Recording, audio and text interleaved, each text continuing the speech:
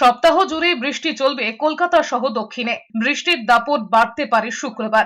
ওই দিন কলকাতা সহ দক্ষিণের সব জেলাতেই ঘন্টায় 50 থেকে 60 কিলোমিটার বেগে ঝোড়ো হাওয়ার সম্ভাবনা রয়েছে। ভারী বৃষ্টি হতে পারে কিছু জেলায়। বাংলাদেশ এবং পার্শ্ববর্তী এলাকায় ঘূর্ণাবর্ত অবস্থান করছে। এছাড়াও উত্তর পূর্ব রাজস্থান থেকে দক্ষিণ অসম পর্যন্ত আরেকটি অক্ষরেখাও বিস্তৃত রয়েছে।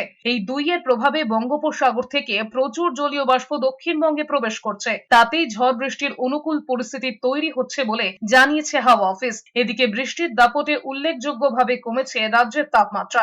যে কলাইকুণ্ডা 45 ডিগ্রির পারদ পার করেছিল, বৃষ্টির ধাক্কায় সেখানকার পারদ 34 ডিগ্রিতে নেমে গিয়েছে। আগামী 7 দিন পশ্চিমবঙ্গের সব জেলাতেই ইনক্লুডিং উত্তরবঙ্গ ও Dakshinbanga light to moderate rain with thundery activity,